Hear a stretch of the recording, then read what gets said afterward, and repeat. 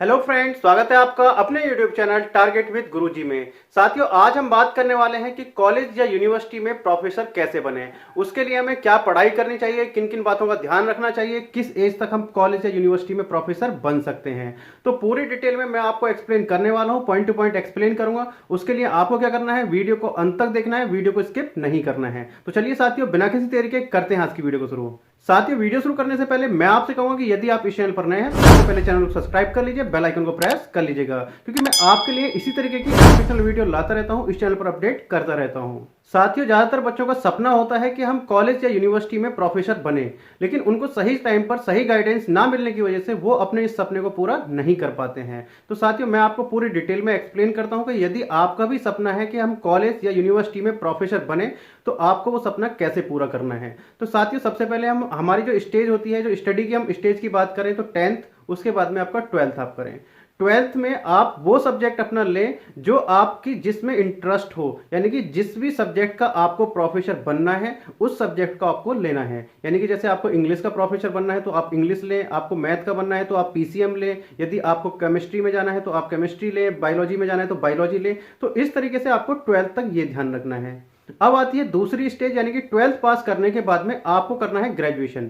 तो ग्रेजुएशन करने के लिए आपको वही ध्यान रखना है कि आपको जिस भी सब्जेक्ट का प्रोफेसर बनना है वो आपको अपना क्या लेना है, ग्रेजुएशन में लेना है। ग्रेजुएशन में जैसे कि आपको मैथ का बनना है तो आपको मैथ से बीएससी आप कर लीजिए, ऑनर्स से भी आप कर सकते हैं यदि आपको मैथ का ही बनना है। यदि आपको फिजिक्स का बनना है तो आप फिजिक्स से आप कर सकते हैं। तो इसी तरीके से यदि आपको आर्ट का, इंग्लिश का, हिंदी का, जिसका भी आपको टीचर बनना है, प्रोफेसर बनना है, तो उसको सब्जेक्ट से आपको क्या करना है, ग्रेजुएशन करना है।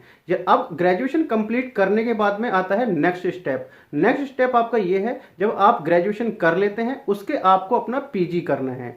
पीजी में आपको वही ध्यान रखना है, अपने उसी बात का ध्यान रखना है कि जिस भी सब्जेक्ट का आपको प्रोफेसर बनना है वही सब्जेक्ट आपको क्या लेना है, पीजी में लेना है। तो जब आप पीजी में एडमिशन ले, फर्स्ट ईयर आपका हो जाए, उससे आगे जब सेकेंड ईयर में आप एडमिशन, जब आपका सेकेंड ईयर चले तो उसके साथ साथ आपको ध्यान क्या रखना है, आपको अपना क्या करना है, नेट का एग्जाम देना है। यानी कि नेट, नेशनल एलिजिबिलिटी टेस्ट, जिसको एनटीए के द्वारा कराया जाता है, नेशनल टेस्टिंग एजेंसी के द्वारा कराया जाता है, जो कि एक वर्ष में 2 बार कराई जाती है। तो इसके साथ साथ आपका बेनिफिट क्या होगा, जैसे ही आपको पीजी कंप्लीट होगी तो पीजी के साथ साथ यदि आपका नेट क्लियर हो जाता है तो आप एलिजिबल हो जाते हैं कि आप किसी भी विश्वविद्यालय या आप कॉलेज में एज अ लेक्चरर ज्वाइन कर सकते हैं, यानी कि एज अ प्रोफेसर आप असिस्टेंट प्रोफेसर ज्वाइन कर सकते हैं। याद रखिएगा साथियों, यहां पर एक पॉइंट आपको मैं क्लियर कर देता हूं कि जब आपका नेट का एग्जाम क्लियर हो जाता है तो ऐसा नहीं है कि आपको जॉब मिल गई।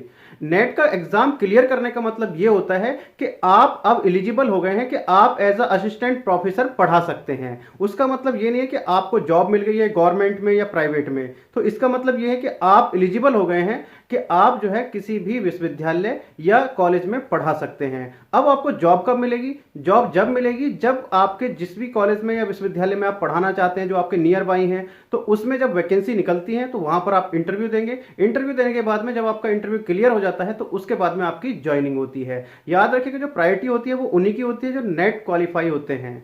साथ के साथ यहां पर मैं आपको एक चीज और क्लियर कर देता हूं कि जब आप नेट का एग्जाम फॉर्म फिल करें तो उसमें साथ के साथ आपको जेआरएफ भी लेना है। यानी कि जेआरएफ अब क्या होता है, तो जेआरएफ होता है हमारा जूनियर रिसर्च फेलोशिप। यानी कि जब आप नेट का एग्जाम के लिए जाते हैं और आप अच्छे से एग्जाम क्लियर कर लेते हैं, टॉप 10 में आ जाते हैं, टॉप रैंकिंग में आ जाते हैं, तो आपको जेआरएफ यानी कि जूनियर रिसर्च फेलोशिप दी जाती है। किसकी तरफ से, यूजीसी की तरफ से, यूनिवर्सिटी ग्रांट कमीशन की तरफ से आपको स्कॉलरशिप दी जाती है रिसर्च के लिए। यानी कि आपको पीएचडी के लिए जो आपको यूजीसी की तरफ से पैसा दिया जाता है पर मंथ। अब ये अमाउंट कितना होता है, जो ये अमाउंट होता है, ये हमारा अमाउंट जो लगभग 35,000 रुपए पर मंथ के हिसाब से होता है लगभग। यानी कि जो ऊपर नीचे हो सकता है, अलग अलग यूनिवर्सिटीज में वेरी करता है। तो जो आपका ये अमाउंट होता है वो लगभग 35,000 रुपए पर मंथ होता है, जो कि आपको रिसर्च के लिए दिया जाता है, पीएचडी के लिए दिया जाता है। ये भी 2 तरीके से होता है, एक होता है हमारा जेआरएफ होता है और एक होता है हमारा एसआरएफ, यानी कि जूनियर रिसर्च फेलोशिप, और एक होता है हमारा सीनियर रिसर्च फेलोशिप।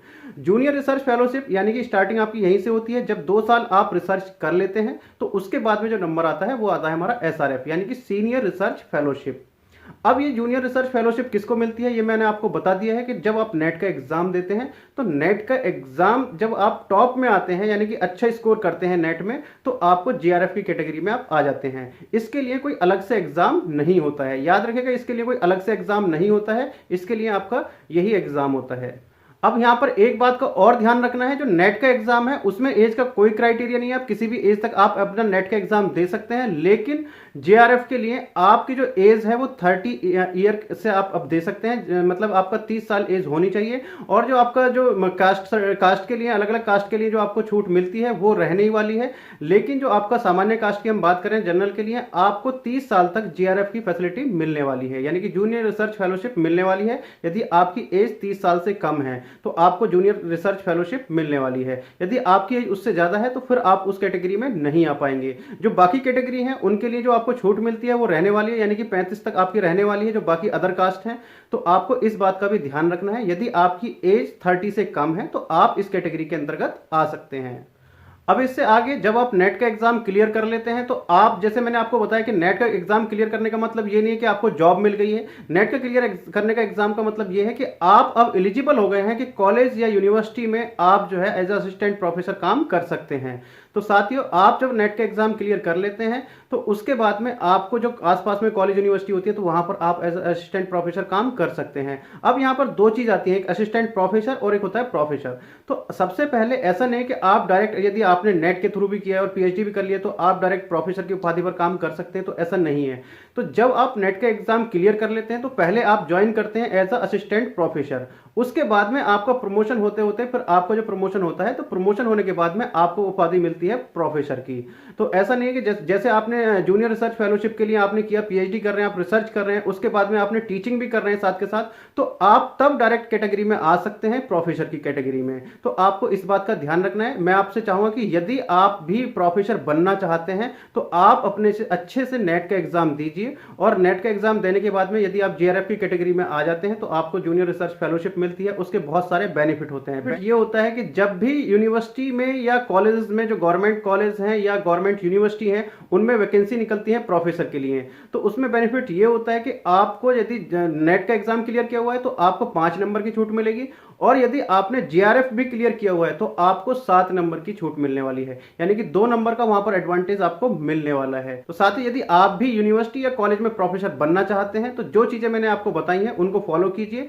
यदि आप उनको अच्छे से फॉलो कर लेते हैं, उन पर मेहनत करते हैं, अभी से स्टार्टिंग से मेहनत करते हैं, तो आप जरूर अपना प्रोफेसर या आप असिस्टेंट प्रोफेसर की उपाधि पर कामयाबी पा लेंगे। तो साथियों, ऑलमोस्ट मैंने सारी चीजें आपको एक्सप्लेन कर दी हैं। यदि अभी भी आपका इससे रिलेटेड कोई क्वेश्चन रहता है तो आप मेरे से कमेंट बॉक्स में पूछ सकते हैं। मैं जितने जल्द से जल्द होगा उसका आंसर या उस पर वीडियो बनाने की पूरी कोशिश करूंगा। तो चलिए साथियों, मिलते हैं नेक्स्ट वीडियो में कुछ नई अपडेट के साथ में। तब तक के लिए जय हिंद, जय भारत।